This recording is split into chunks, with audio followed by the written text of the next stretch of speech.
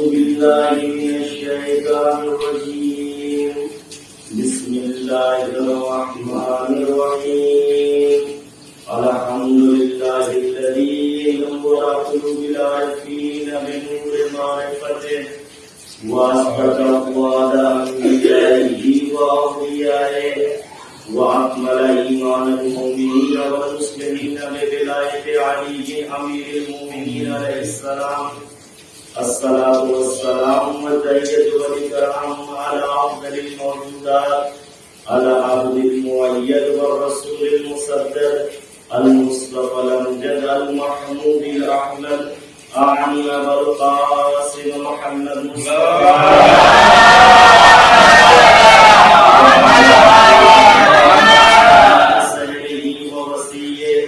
سيد الأنبياء والأولياء مولى الموالي إمام المتقين علي بن أبي طالب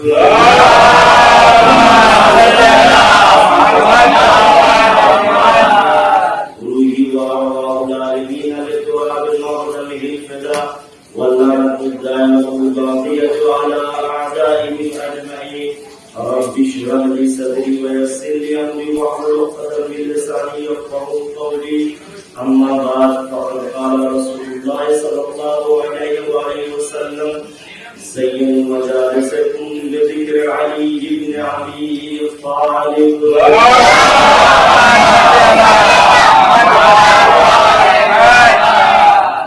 حضرت محترم معزز سامعین ماتمداران مدینہ کربلا حدیث مبارکہ کے ذیل میں کچھ معروضات کل کی مجلس میں بیان کیے گئے اور کچھ باتیں آج بیان کی جائیں گی. وہ رسول جو وحی پروردگار کے علاوہ کلام ہی نہیں کرتا وہ ارشاد فرما رہا ہے کہ تم اپنی مجلسوں اپنی نشستوں کو زینت دو علی کے زینت سے.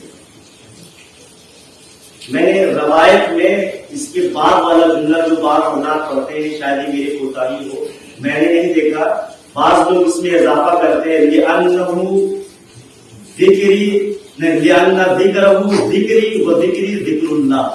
یہ میں نے نہیں دیکھا ہے لیکن میں نے علماء سے سنا ہے اس لیے کہ علی کا ذکر میرا ذکر ہے اور میرا ذکر خدا کا ذکر ہے اور ذکر خدا عبادت ہے. درود پڑھیے گا محمد.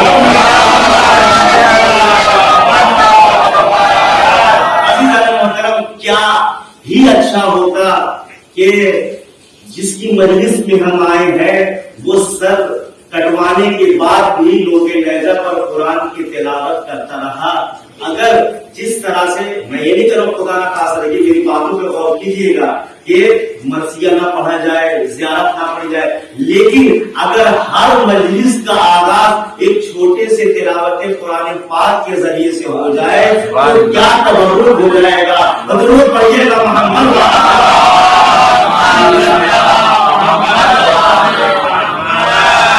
اپنی بات آغاز کرنے سے پہلے ایک جملہ کہنا چاہتا ہوں کہ دنیا میں قرآن 2 مرتبہ ایسے پڑھا گیا کہ لوگوں نے بڑے غور سے سنا.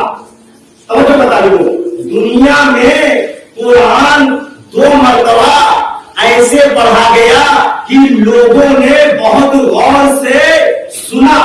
ایک مرتبہ نازل ہونے سے پہلے مولا کائنات نے دست رسول خدا پہ پڑھا اور ایک مرتبہ سر کٹ جانے کے بعد نو کے نیزہ پر حسین ابن علی نے پڑھا.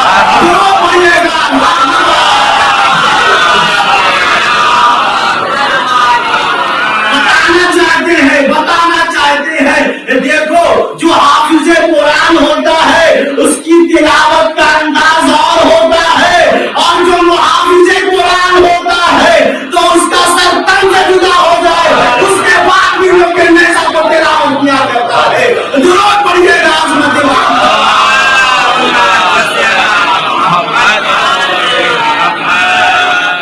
محترم. یہ کربلا تفسیر قرآن ہے. اگر کربلا نہ ہوتی تو بہت سی قرآن کی آیتیں مبہم رہ جاتی.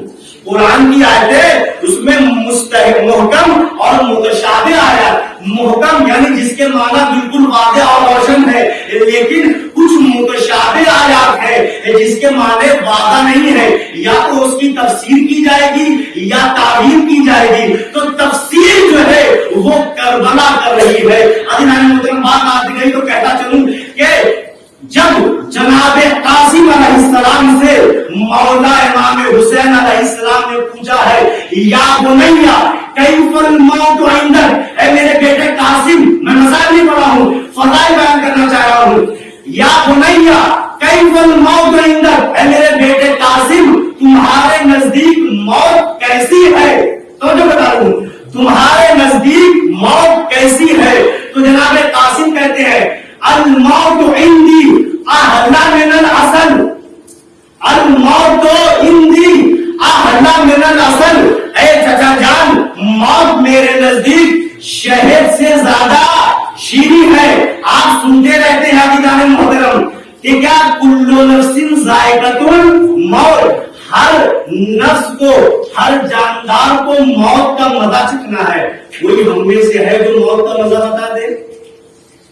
کوئی ہم میں سے ہے؟ یا پوری تاریخ سے میں کہوں گا، تمام مسلمانوں سے یہ کہہ رہا ہوں کہ کوئی ہے جو ہمیں موت کا مزہ بتائے؟ عجب اتفاق ہے، جس کا مزہ چکھنا ہے اس کے مزہ ہمیں پتہ ہی نہیں ہے.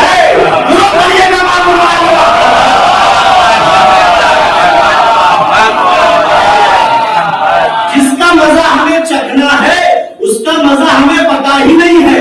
اچھا جس نے چکھ لیا وہ بتانے کے قابل نہیں رہا، جس نے چکھ لیا وہ بتانے کے قابل نہیں رہا. لیکن یہ عزیزان محترم جب جناب قاسم نے کہا تو کیا جناب قاسم نے یہ کہا اے چچا جان میں نے جب چکھا ہی نہیں ہے تو مزہ کیسے بتاؤں؟ میں نے زیغم بھائی کو اپنے گھر دعوت دی یا زیغم بھائی نے مجھے اپنے گھر دعوت دیا، طرح طرح کے پکوان بتائے جو بھی ان کے استطاعت کے مطابق تھا. اب جب یہ میں ان کے دولت کرنے پر گیا تو میں نے ابھی کھانا نہیں کھایا ہے اور انہوں نے مجھ سے دریافت کیا مجھے صاحب کھانے کا مزہ بتائیے. میں کہوں زیغم بھائی آپ کیسا سوال کر رہے ہیں، جب میں نے ابھی کھانا چکھا ہی نہیں ہے تو میں مزہ کیسے بتاؤں؟ عزیزان محترم میں ایک نقطہ دینا چاہتا ہوں، شاید مجید سے تبرک ہو جائے کہ جناب قاسم نے کیا کہا. جناب قاسم نے کہا الموت عندی احلا من الاصل، موت میرے نزدیک شہد سے زیادہ شیریں ہے. کسی میں ہمت جو جناب قاسم کے قول کو غیر معتبر کر دے؟ ہے کسی میں ہمت جو جناب قاسم کے قول کو غیر معتبر کر دے؟ وہ خود غیر معتبر ہو سکتا ہے، جناب قاسم کا قول غیر معتبر نہیں ہو سکتا ہے.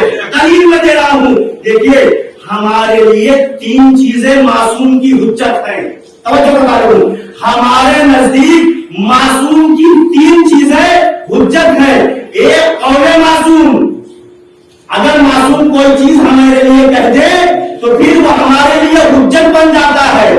دوسرے فعل معصوم، یعنی معصوم کچھ کر کے دکھائے، اور جو بتا رہی ہوں کہ معصوم کچھ کر کے دکھائے تو بھی ہمارے لیے حجت ہے.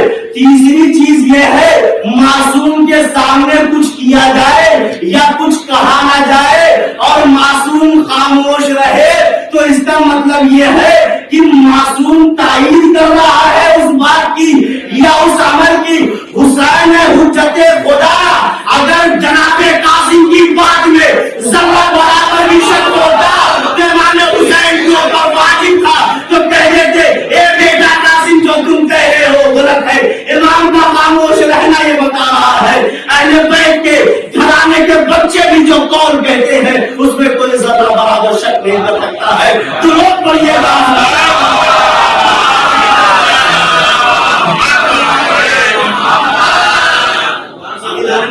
کسی میں اتنی ہمت نہیں ہے کہ وہ کہہ دے، اس لیے کہ معصوم کے اوپر واجب ہے کہ اگر ان کے سامنے کوئی غیر معتبر، اب دیکھیے بات نکل آئی ہے تو شاید بات تھوڑی سی آج جو دوسری طرف چلی جائے. جناب قاسم نے عندی کہا ہے، موت میرے نزدیک، یعنی میں اپنی موت کا ذمہ دار ہوں، عمر صاحب کی موت کا ذمہ دار نہیں ہوں. انہیں کی موت کا ذمہ دار نہیں ہوں، پچھلے سال کی موت کا ذمہ دار نہیں ہوں. یعنی کیا؟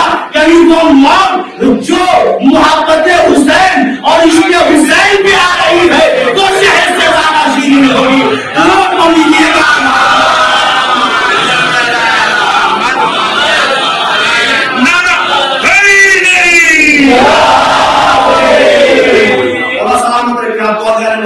اور ایک نقطہ یہاں پر آگے کرتا ضرور، جناب قاسم نے شہد ہی کی کیوں مثال دی؟ جناب میٹھے تو اس دنیا میں بہت ہے، شکر بھی میٹھی ہے، گڑ بھی میٹھا ہے، بہت سارے پھل بھی میٹھے ہوتے ہیں، لیکن آپ اوور ڈوز لے لیجیے گا تو ڈاکٹر کہیں گے نہ کھائیے، زیادہ ڈائبٹک ہو جائیں گے، مریض ہو جائیں گے، زیادہ جو ہے وہ چربی ہو جائے گی. تو اس وجہ سے جناب قاسم نے کیا کہا؟ اہلم، اس لیے اس میں بھی راز پوشیدہ ہے، اس لیے کہ قرآن میں شہد کے بارے میں وہ فیہ شفاء للناس، اس کے اندر لوگوں کے لیے شفا موجود ہے. ضرور پڑھیے گا.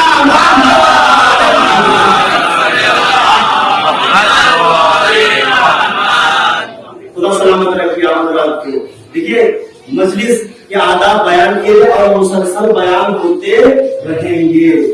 صرف میں یا جو عالم ہوگا جو دین کے احکام کو پہنچانا چاہتا ہوگا اس کا مقصد کبھی یہ نہیں ہوگا کہ واہ کر دی گیا اور ختم ہو جائے اور وہ خوش ہو جائے. نہیں، مقصد یہ ہے کہ اگر بات پہنچی ہے تو اس پر عمل کیا تب تو محصل ہے، نتیجہ ہے.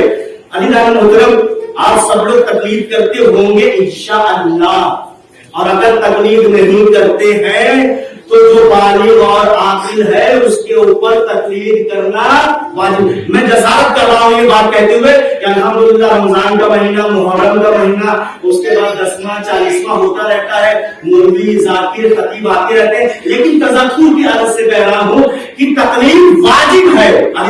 تقلید واجب ہے. کسی مرجع عالم کی جو جامع شرائط ہو اس کی تقلید واجب ہے. اگر میں مثال دے دوں درود پڑھیے گا محمد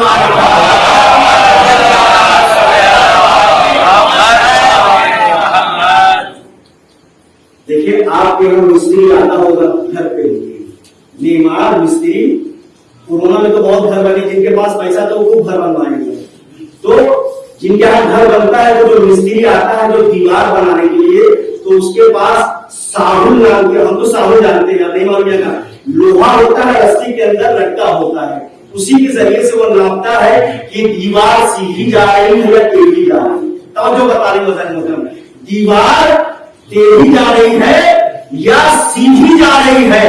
اب صبح سے لے کر شام تک ایک مزدور، ایک بڑھئی، ایک معمار، اس نے دیوار بنائی اور شام میں جب مالک نے آ کر دیکھا، شمو بھائی نے آ کے دیکھا تھا کیا کیا تم نے، یہ تو تم نے دیوار ٹیڑھی بنا دی. اچھا اگر بنیاد کمزور ہے تو چھت اس کے اوپر نہیں رکھی جا سکتی، دیوار کو توڑ کے پھر سے سیدھا کیا جائے گا. اس ساہو کو عربی میں امام کہا جاتا ہے. عزیزان محترم، یعنی کیا مطلب؟ اگر یہ رسی نہ ہو تو دیوار ٹیڑھی ہو جائے گی.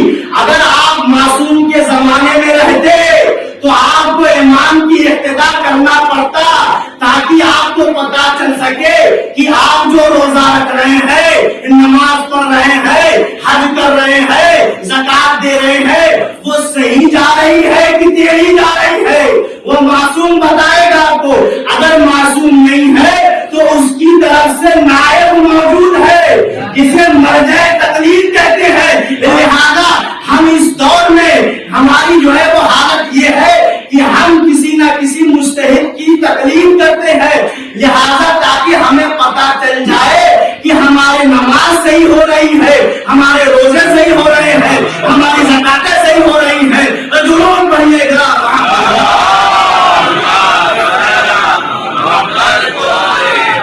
اگر تقلید کرتے ہیں تو ٹھیک، نہیں تو آج عہد کریے. یہی فرش ادا حسین سے کچھ نہیں کہنا ہے. آپ کو یہ بھی ضروری نہیں ہے کہ جو آپ کے ابا کرتے ہو جس کی ان کی کریے. نہیں، اگر آپ کی نظر میں جو عالم ہے، جو پڑھا لکھا ہے، جو مشہور ہے سب سے زیادہ، اس کی تقلید کیجیے. دل میں یہ نیت کریے کہ میں فلاں مجتہد کے فتوے کے مطابق اپنے عمل کو انجام دوں گا. یہی کافی ہے. تو اس سے آپ بچ نہیں سکتے. کچھ خرافات جو ہے کہیں نہ کہیں جو پہلے دوسرے شہروں میں تھی، میں نہیں نام لے رہا ہوں، اس شہر سے جو میٹرو سٹی سے ہوتے ہوئے اب یوپی میں بھی سرایت کر رہی ہے دھیرے دھیرے. ہم تو حدیث پر عمل کریں گے، ہم نہیں کریں گے کسی غیر معصوم کی تقلید. ہم جمعہ نہیں پڑھیں گے، یہ تو معصوم کا حق ہے، یہ تو معصوم کا حق ہے. ہم تقلید نہیں کریں گے، ہم تو امام کی تقلید. میں نے اسی جمعہ کے خطبے میں کہا تھا امام کی تقلید نہیں کی جاتی، امام کی اطاعت کی جاتی ہے. پہلے کسی مجتہد کے ہاتھوں پہ تقلید کر کے اپنے آپ کو اس لائق بناؤ کہ کسی معصوم کی اطاعت کر سکو. ضرور پڑھیے گا.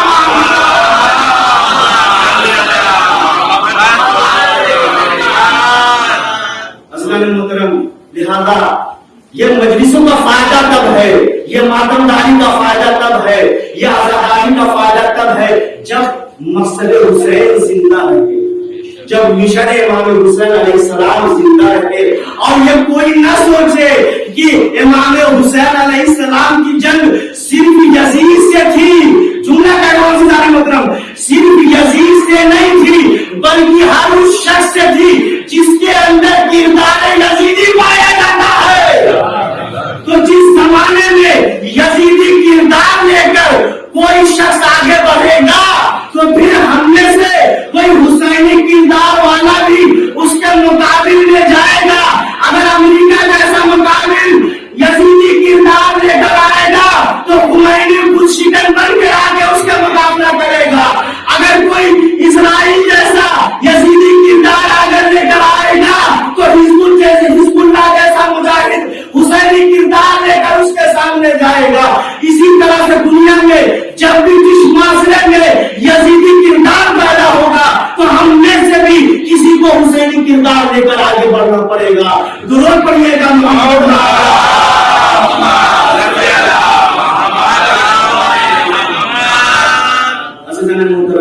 لہذا ضروری ہے کہ ہم حفظ کریں، اپنی اعضاء کو محفوظ رکھیں. ایسا نہ ہو مسلسل سنتے ہیں کہ باوضو آئیے، پاک صاف آئیے، لیکن منہ میں گھٹ کر دبائے چبائے لا رہے ہیں. سلوات میں نے کہا تو وہ سلوات کیسے پڑھے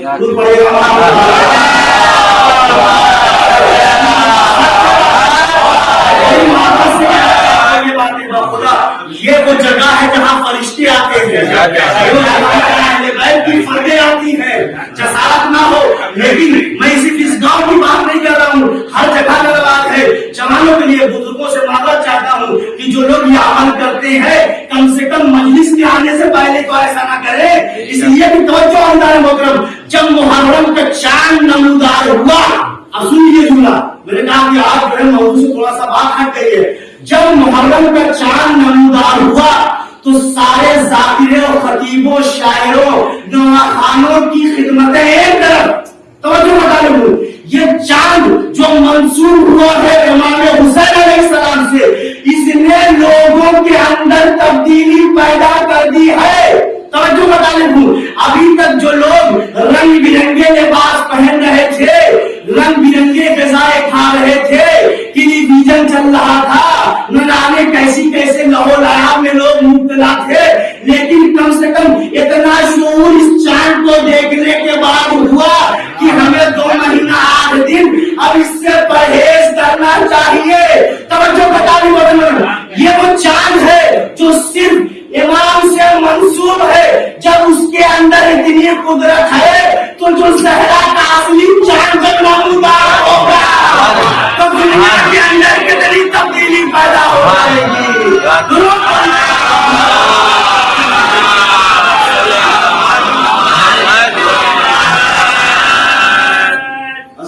لہذا ہمیں آمادہ رکھنا ہے، ہمیں مشن امام حسین علیہ السلام کو زندہ رکھنا ہے.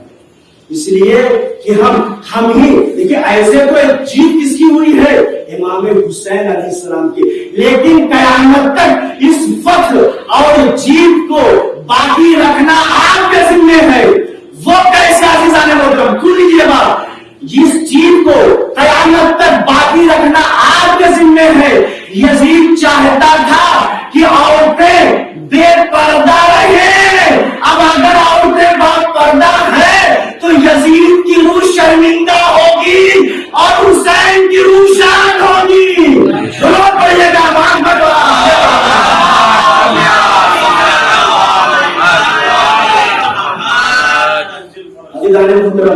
یزید چاہ رہا تھا کہ نماز مٹ جائے, یزید چاہ رہا تھا کہ اذان مٹ جائے.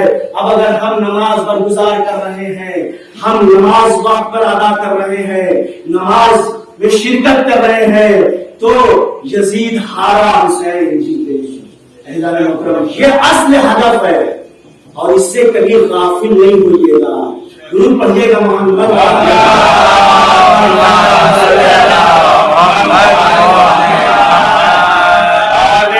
پنجتنی سلوار.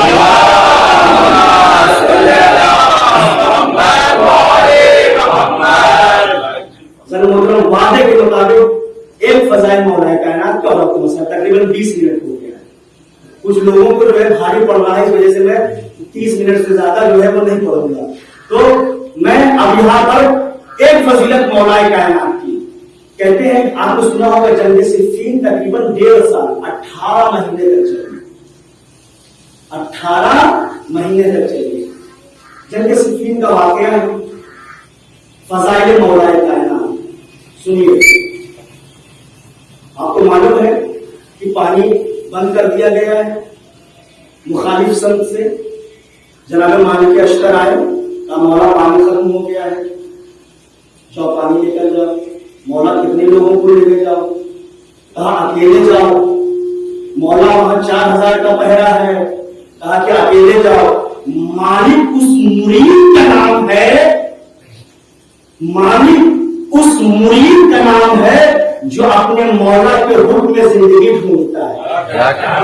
مالک اس مرید کا نام ہے جو اپنے مولا کے حکم میں زندگی ڈھونڈتا ہے. اب نہیں پوچھ رہے ہیں مولا میں زندہ بچوں گا یا نہیں بچوں گا. مولا نے کہہ دیا تو گئے, اور جب گئے تو پانی بھر کر لے کے چلے آئے.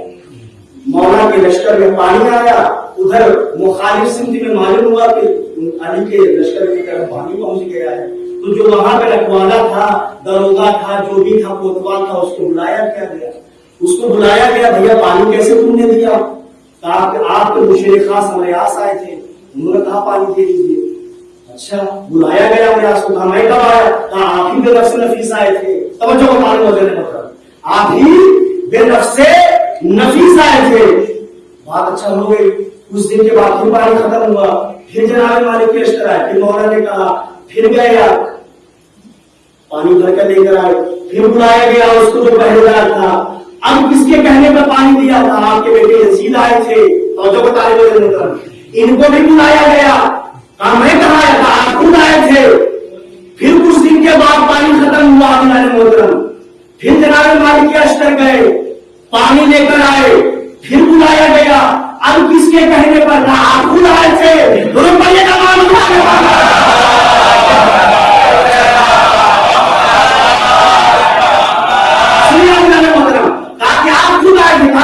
دونوں. اگر میں بھی آؤں تو میں جب اجازت دوں تو کوئی چیز نشانی کے طور پر رکھ لینا. توجہ کا طور پر کوئی چیز نشانی کے طور پر رکھ لینا. اب چوتھی مرتبہ جب مالک گئے ہیں اور پانی لے کر آئے ہیں اور دروگا جب طلب کیا گیا ہے, اس نے کہا کہ کس کے کہنے پر دیے؟ کہا کہ آپ نے دیا ہے. کہا کوئی نشانی؟ فوراً ہاتھ سے انگوٹھی اٹھا کر دیا. جب اپنا ہاتھ خالی دیکھا فوراً کہا حاضر من عجائب علی ابن ابی طالب.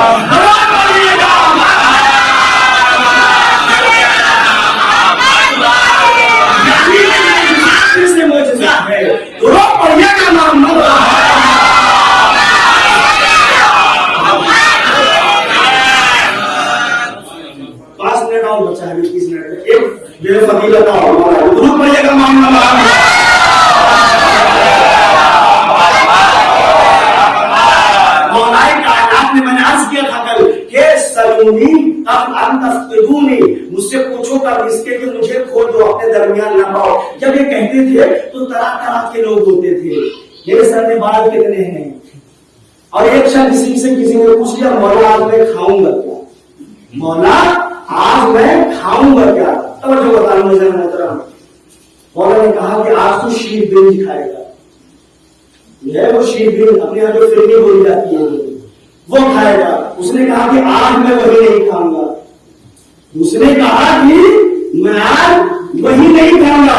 मौला ने कहा जब मैंने कह दिया है तो तेरी तकदीर में लिख गया है। जब मैंने कह दिया है तो तेरी तकदीर में लिख गया है। अभी नारे मोहतरम हमने घर पे गया। जब घर पे गया उसने कहा कि भूख लगी है, खाना क्या बना है? कहा कि शीर बिन। तो जो कहा घर पे शीर बिन। कहा ठीक है जाओ मदीने में देखो। अब गई तो तकरीबन बहुत देर के बाद लौटी। जब बहुत देर के बाद लौटी तो कहने लगे साहब कि क्यों इतनी देर लगी? क्या इत्तेफाक ऐसा है आज पूरे मदीने में कोई घर ऐसा नहीं है जहां दूध और फिरनी के अलावा कोई चीज और बनी हो। यानी यही शीर और बिन बना है। मोहतरम ये आप ये मदीना से बाहर निकले, बोले मैं खाऊंगा नहीं। ये मदीना से बाहर निकले, देखे कि एक काफिला आ रहा है। उस दूर पे गए उनके पास। उन्होंने कहा कि मुझे भूख लगी है। पानी उन्होंने पी लिया। कहा भाई खाना भी है? कहा खाना है। कहा खाना क्या है? कहा शीर बिन। अजीज़ान ने कहा कि शीर बिन। और अजीज़ान ने कहा कि मैं तो नहीं खाने वाला हूं। उन्होंने कहा कि देखो हम उस कबीले से हैं जो हमारी दावत को नहीं मानता है तो हम उसे मार के खिलाते हैं। तो पहले मारे भी गए और बाद में खाए भी। मौला ने जब देखा तो मौला ने पूछा क्या खाया? कहा कि जो आपने कहा था वो नहीं खाया। मौला ने कहा क्यों नहीं कहते? अगर मेरी बात मान लेते तो सिर्फ शीर बिन खानी पड़ती, मार तो खाना नहीं पड़ती।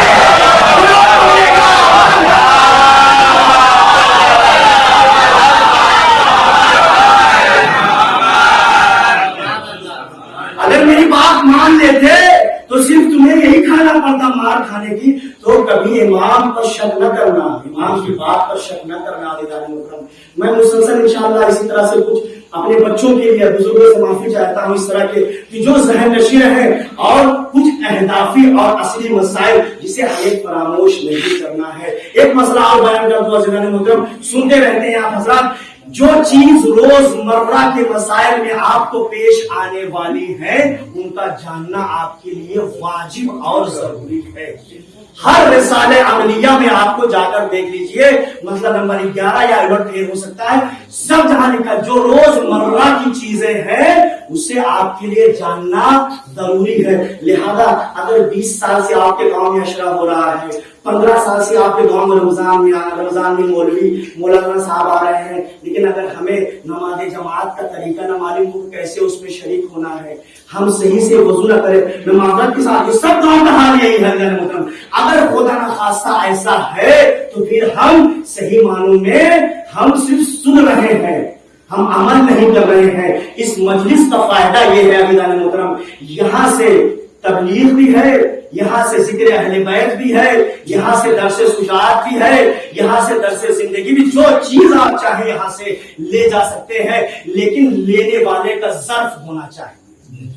जब वो ज़र्फ होगा तो उसके मुताबिक जो चीज होगी वो उसे कबूल करेगा। दुरूद पढ़िएगा मोहम्मद।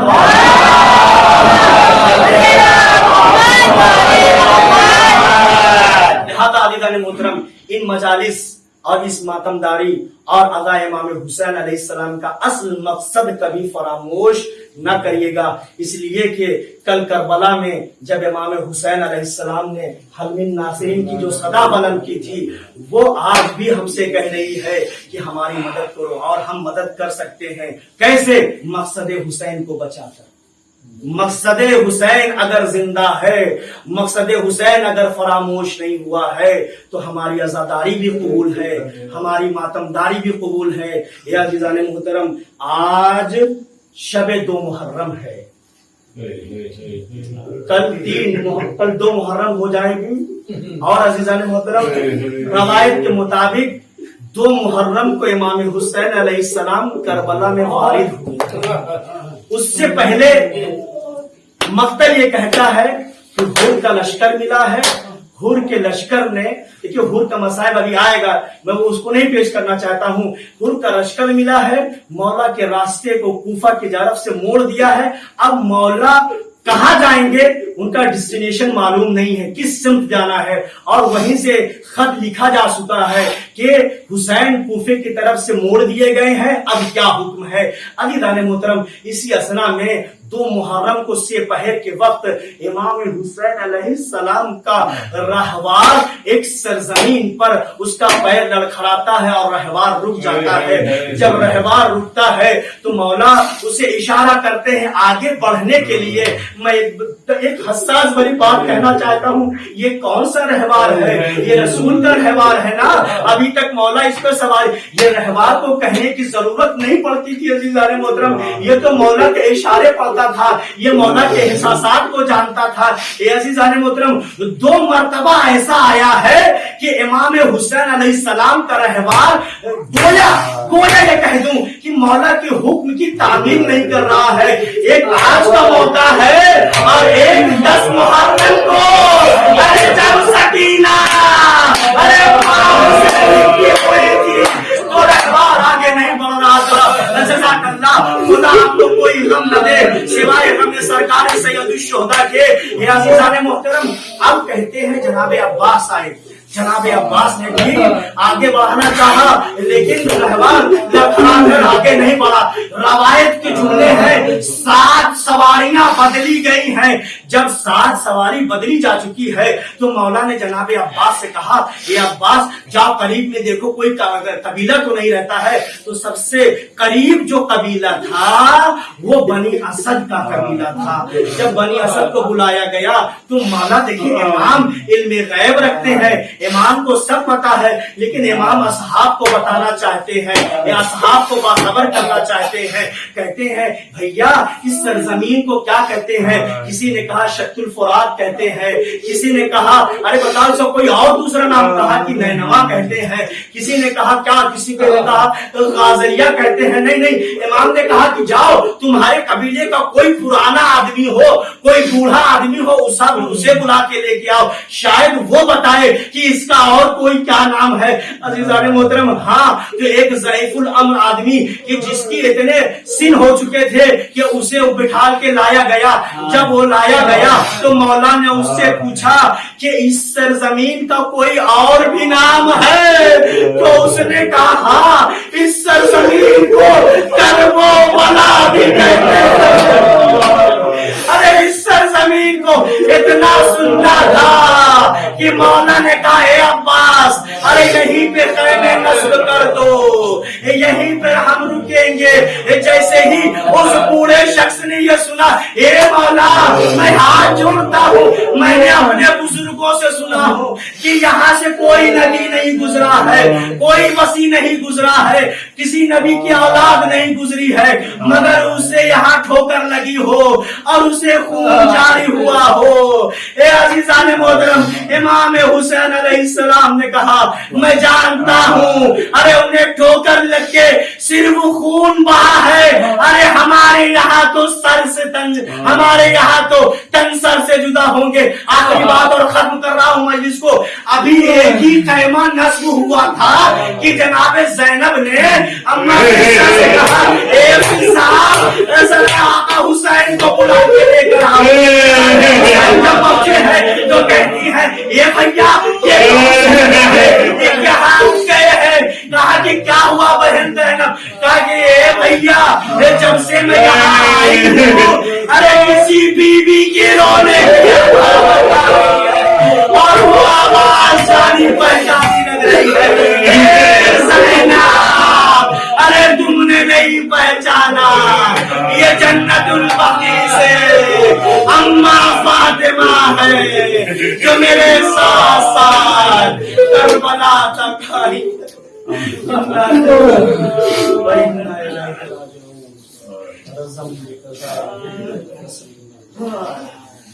पालने वाले हमारी इस अज़ा को कबूल